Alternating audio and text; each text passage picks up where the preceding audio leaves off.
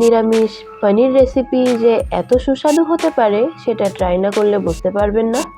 পনির ছোট থেকে বড় প্রায় সকলেই আমরা পছন্দ করি। নিরামিষ দিনগুলোতে অনেকের মুখেই খাবার উঠতে চায় না, কিন্তু এভাবে নিরামিষ পনির আলুর তরকারিটা বানিয়ে দেখুন, সবাই তৃপ্তি করে খাবে। সুস্বাদু এই রেসিপিটা বানানোর জন্য আপনাদের অবশ্যই ভিডিওটা না টেনে শেষ পর্যন্ত দেখতে হবে। নমস্কার বন্ধুরা, আমি দেবী, আপনারা দেখছেন দেবীর পাকশালা। আজকে আমাদের রেসিপি নিরামিষ আলু পনিরের তরকারি। আগে থেকে এনে রাখা পনিরটাকে কেটে নিয়ে আমি তাতে দিয়ে দেব সামান্য নুন, হলুদ গুঁড়ো এবং কিছুটা লঙ্কা গুঁড়ো।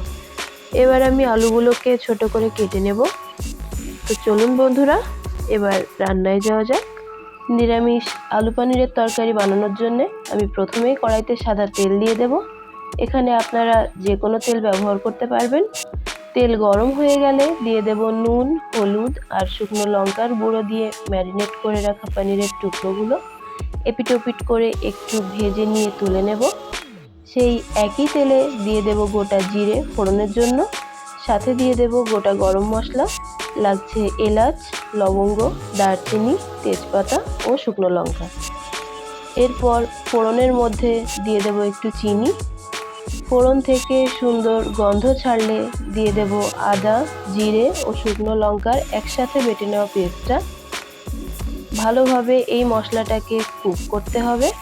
সামান্য একটু জল দিয়ে দেবেন যাতে মশলাটা পুড়ে না যায়। এবার দিয়ে দেব স্বাদ মতো নুন আর হলুদ, একটু মিশিয়ে নিয়ে দিয়ে দেব টমেটো পেস্ট। এবার ভালোভাবে নেড়ে কষিয়ে নেওয়া হয়ে গেলে দিয়ে দেব ভেজে রাখা আলু দিয়ে ভালো করে মশলা ভেজে নেওয়ার পর দিয়ে দেব জল দিয়ে ঢাকা দিয়ে দেব 2 মিনিটের জন্য। এবার ঢাকা খুলে ভেজে রাখা পনিরের টুকরোগুলো দিয়ে দেব। আবার একটু ঢাকা দিয়ে রাখবো 5 মিনিটের জন্য, যাতে আলুটা ভালো করে সেদ্ধ হয়ে যায়। এবার ঢাকা খুলে হাফ চামচ গরম মশলা গুঁড়ো ছড়িয়ে দিলেই রেডি আমাদের নিরামিষ আলু পনিরের তরকারি। আশা করি এই রেসিপিটা আপনাদের অবশ্যই ভালো লেগেছে। বাই দ্য ওয়ে, আমি দেবী, আপনারা দেখছেন দেবীর পাকশালা। দেখা হচ্ছে আপনাদের সাথে নেক্সট ভিডিওতে। যারা আমার ভিডিও ইউটিউবে দেখছেন তারা অবশ্যই চ্যানেলটি সাবস্ক্রাইব করে রাখবেন, আর যারা ফেসবুকে দেখছেন তারা অবশ্যই পেজটিকে ফলো করে পাশে থাকবেন। ভালো লাগলে ভিডিওটিতে লাইক দিতে ভুলবেন না।